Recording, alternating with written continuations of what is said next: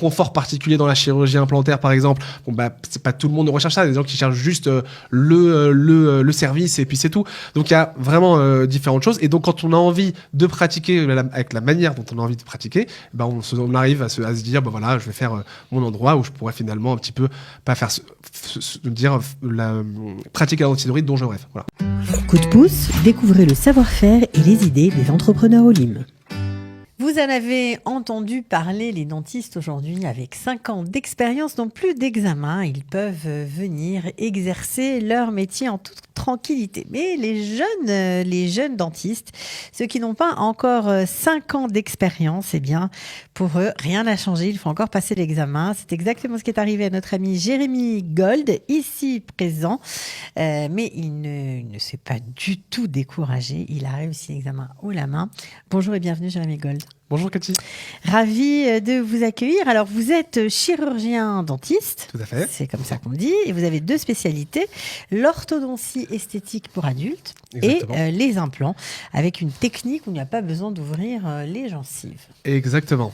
Alors, d'abord, une petite précision. L'examen n'est pas nécessaire pour ceux qui ont exercé 5 ans post-thèse. Donc moi, j'exerce depuis 7-8 ans. Voilà, disons 7 ans. Mais disons que les 5 ans, la thèse a été un peu repoussée pour le contexte ne s'y prêtait pas, donc j'ai dû la passer un petit peu plus tardivement. C'est pour ça que je me préférais ne pas attendre et passer l'examen plutôt que d'attendre encore, même si c'était pas grand chose, mais on voulait venir en Israël, donc c'est pour ça que j'ai affronté, entre guillemets, l'examen d'équivalence. C'est tout à votre honneur, hein, franchement, parce qu'il paraît qu'il n'est pas évident, cet examen à passer, voilà. Et puis, la pratique aussi, on travaille sur des dents en plastique, c'est pas du tout facile. C'est un peu particulier, mais disons que c'est un barrage en plus. Enfin, c'est pas la fin du monde quand on est motivé. Non, vous étiez très motivé. C'est un projet de vie que vous portiez depuis longtemps de venir en Israël ?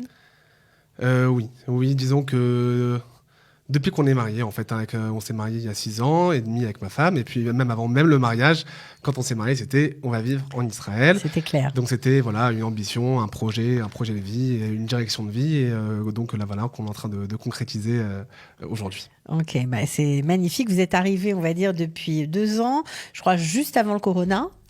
Ouais, alors la Alia avant le corona, je conseille pas. Mais disons qu'en tout cas, on n'a pas trop décidé. C'était pas vraiment prévu. Mais 2 semaines avant le Covid, on a été, donc il y a les charmes de la Alia plus les charmes des, comment on appelle ça, des séguerres, des confinements. Donc il y a beaucoup de joie. Bon, ça va. Disons avec de la bonne humeur et de l'optimisme, on y arrive. Bon, ça s'est arrangé. Donc, vous avez profité, on va dire, de ce temps-là pour passer votre examen que vous avez depuis. Et vous n'avez pas perdu de temps parce qu'entre-temps, vous avez quand même travaillé un peu en tant que dentiste, un peu partout. Vous avez voulu un peu tout tester pour voir où vous mettiez les pieds.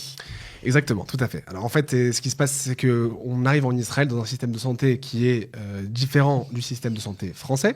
Le système de santé français, je le connais parce que j'ai fait mes études à Paris. Le système de santé israélien, un peu moins. Et donc par conséquent, même si j'étais allé à toutes sortes de conférences qui expliquaient un peu le système de santé, il n'y a jamais rien de mieux que l'expérience. L'expérience, évidemment, n'a aucune commune mesure. Et donc du coup, effectivement, je suis tapé aux portes, entre guillemets, pour voir les différents endroits dans lesquels je pouvais travailler et en quoi ces endroits pouvaient être compatibles avec le type d'exercice que je exerçais à Paris. Alors vous avez fait quoi ? Vous avez tapé à la porte de cabinets israéliens, francophones, vous avez la coupe à Trolim, qu'est-ce que vous avez fait ? Eh bien, j'ai cherché des structures d'abord chez les francophones, parce que c'était essentiellement par du bouche à oreille, par des amis qui connaissaient, des praticiens, c'est plus par rapport au réseau que par rapport à la langue.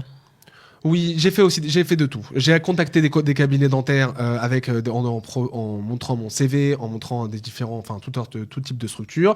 Mais c'est vrai qu'avec les francophones, il y a moins de méfiance parce que quand on vient de Paris, eh bien pour des gens israéliens, vous venez de Chutz Laaretz. Quand vous venez de Paris pour des Français, ils savent que vous venez de Paris, que vous avez on vient pas de Chutz Laaretz, genre comme si on met pas la Roumanie et la Biélorussie dans le même sac que Paris. On sait que Paris c'est une formation de qualité et donc par conséquent, il y a un rapport de confiance qui s'installe plus facilement. Automatiquement, oui. Donc c'est plus facile. Alors, vous en avez fait plusieurs, des cabinets. C'était quoi ? C'était pour voir, pour prendre la température avant de vous lancer à votre compte, ou vous aviez déjà l'idée de vous installer, ou c'est à la suite de cette expérience-là que vous vous êtes dit, finalement, pourquoi pas m'installer ?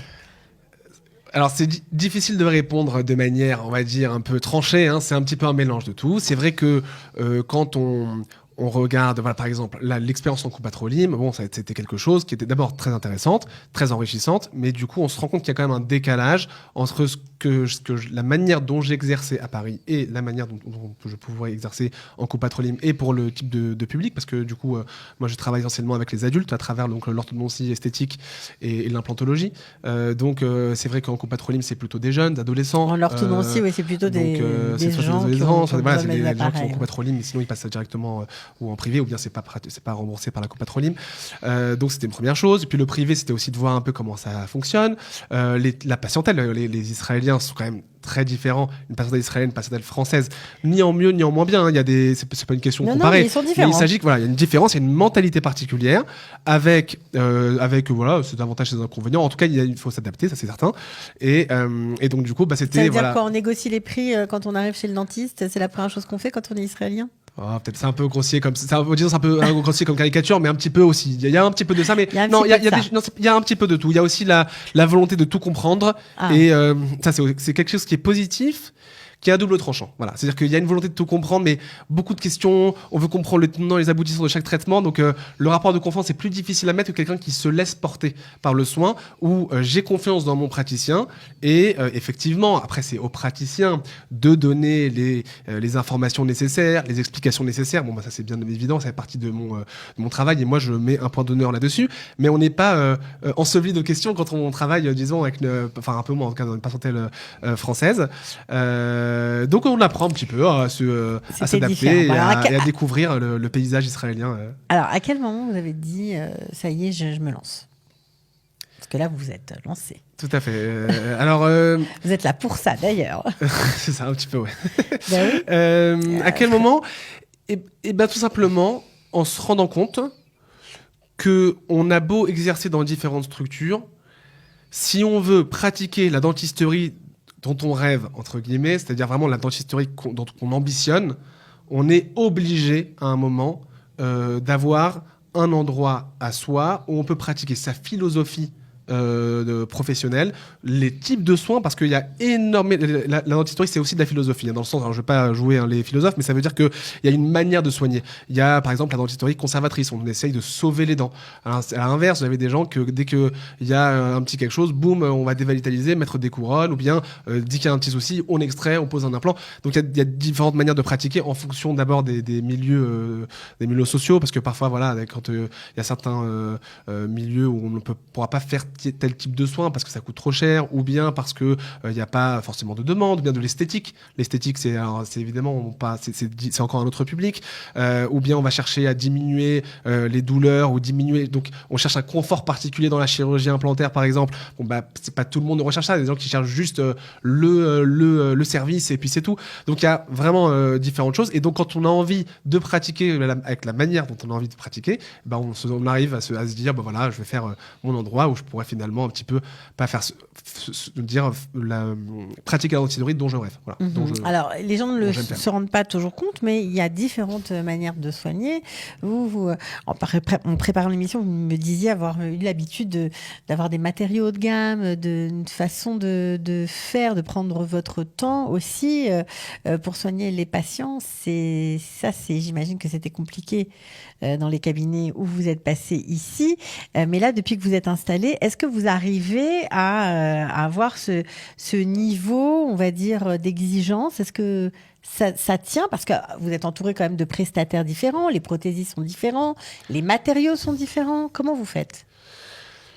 Alors d'abord, numéro 1, le niveau d'exigence, c'est chacun qui se l'impose. On peut pas dire, c'est pas parce qu'on est en Israël qu'on va être moins exigeant ou plus exigeant. En vérité, c'est d'ailleurs pour ça que je développe mon cabinet avec ma patientèle, c'est parce que justement je veux un niveau d'exigence et donc du coup je veux aussi attirer une patientèle qui veut aussi un niveau d'exigence, qui cherche à avoir une dentisterie un peu différente de ce qu'elle pourrait trouver dans d'autres cabinets. Est-ce qu'on peut l'obtenir? Il faut effectivement... oui, on peut l'obtenir, ça c'est certain. Et la question, c'est... les matériaux, aujourd'hui, en Israël, on peut avoir tous les matériaux qu'on veut. On peut tout commander d'Europe. De toute façon, les matériaux dentaires viennent d'Europe, même ici. La plupart des... Alors, à quelques exceptions près. Il y a certaines fraises qui viennent d'Israël parce qui sont des très bonnes fraises aussi. Certains implants israéliens, c'est vrai que j'avais pas l'habitude de les poser en France, mais ils sont de très bonne qualité et ils sont très bien.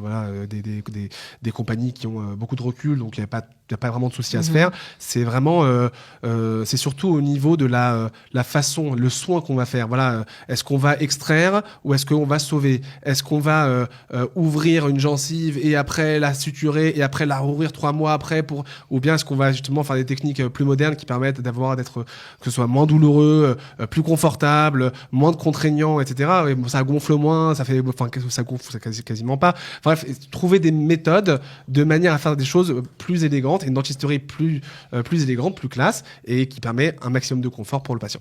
Alors, j'imagine qu'il faut aussi un réseau de praticiens parce que la dentisterie, dans cet univers, on va dire, il y a beaucoup de spécialités. Oui. Est-ce que vous avez réussi à vous faire un réseau de praticiens différents, par exemple, pour les traitements de racines ou pour d'autres types de soins? Alors, le réseau se construit. Parce qu'effectivement, on apprend aussi les réseaux des spécialistes. Disons qu'en Israël, c'est pas tellement compliqué. Il y a les mumrim, il y a les spécialistes, les experts qui sont spécialistes de Hadassah, de machin. Donc quand on envoie chez un spécialiste de la dévitalisation, par exemple, on sait qu'on a une certaine quiétude avec ça. Donc c'est pas tellement complexe. Après, ce qui va faire la différence, et mon apport particulier dans la formation française, c'est que par exemple, ici en Israël, ils aiment sectoriser ces différentes spécialités. C'est-à-dire que vous avez des praticiens qui ne savent pas faire une extraction, ils ne savent pas dévitaliser une dent, ils ne savent pas faire une couronne, ils savent faire que leur domaine à eux. Vous, malgré vos 2 spécialités principales, l'orthodontie esthétique et les implants, vous faites tout. Tout à fait. Donc ça veut dire que si, par exemple, on a un implant, mais on a aussi des soins à faire, on n'est pas obligé d'avoir 2 dentistes. C'est exactement ça, tout à fait. Ça, c'est pas mal. Ça, c'est un point essentiel. Parce que, en fait, ce qu'on appelle l'omnipratique, et c'est une des grandes différences avec la formation à Paris, c'est qu'à Paris, on vous apprend à tout faire, le b.a.-ba de tous. Et puis après, évidemment, vous choisissez. Mais après, à la fin, quand vous avez des patients, on peut toujours arriver à donner un spécialiste dans des cas évidemment particuliers. Quand on ne sait pas le faire, bon, évidemment, on ne va pas commencer à jouer les cow-boys. Mais ce que je veux dire, c'est qu'on n'est pas sur une démarche où je ne ferai que des couronnes, je ne ferai que des implants. On est dans une démarche où on reçoit un patient et on a une vision globale du patient et on le traite. Et ça va permettre d'avoir un niveau de suivi. Optimiser le niveau de suivi parce que si vous êtes le même praticien qui pose l'implant, qui traite les problèmes de gencives et qui fait le suivi des caries, forcément on a une vision beaucoup plus nette de l'état de santé du patient et donc une prise en charge à mon sens qui est meilleure. Voilà, et puis pour le patient, c'est plutôt cool de ne pas avoir à courir entre deux médecins, 2 dentistes différents pour 2 problèmes différents. C'est pas toujours très sympa. Donc là, au moins, on a tout tout en même temps. Voilà, tout simplement. Alors justement, le cabinet que vous venez d'ouvrir, d'abord, on vous souhaite un grand Mazel Tov, beaucoup de réussite, puisque vous venez quand même tout juste de l'ouvrir. Il se situe où ? Alors, le cabinet se trouve dans un bâtiment qui s'appelle Bet Hanativ, à Talpiot. Donc, c'est à Jérusalem. C'est sur la rue Derer Hebron, à exactement 2 minutes à pied du quartier de Baka, qui est bien connu des francophones. Donc, c'est vraiment 2 minutes à pied. C'est en face de l'entrée du quartier de Baka et dans une clinique de standing. C'est en étage ? C'est en étage, c'est au premier étage, au lobby B pour être exact, parce que ça, qu'elle n'est pas forcément évidente. L'accès, c'est très grand, disons. C'est à côté de la Maccabi. Exactement, tout à fait. Okay. Au lobby B au premier étage, et là-bas, c'est donc une clinique de standing avec une radio panoramique sur place, un scanner sur place, les empreintes optiques, donc pas avec la patte, mais avec le scanner intraoral pour prendre les empreintes, quand le cas, évidemment, s'y prête, le laser pour diminuer les douleurs post-opérationnel lié aux Donc implants. Vous avez vraiment c'est du standing. C'est bien équipé. C'est vraiment de donner le meilleur pour les patients. Bon, alors j'imagine que vous vous bagarrez parce que c'est les démarrages, c'est pas toujours évident, mais en tout cas vous êtes là, ça y est, c'est fait, c'est ouvert, on peut venir se faire soigner. Tout à fait. Donc on vous souhaite bonne chance, Jérémy. Merci beaucoup. Voilà, une bonne alliance avec vous et votre famille. Vous avez plusieurs enfants, je crois ? Oui, j'ai 4 enfants, grâce à Dieu. 4 enfants, voilà. Bon, en tout cas, voilà, c'est une nouvelle route qui commence pour vous. On espère qu'elle sera longue et très belle. À bientôt, Jérémy. À bientôt, merci beaucoup. Merci, Cathy. De rien. Ciao. Coup de pouce, découvrez le savoir-faire et les idées des entrepreneurs Olim.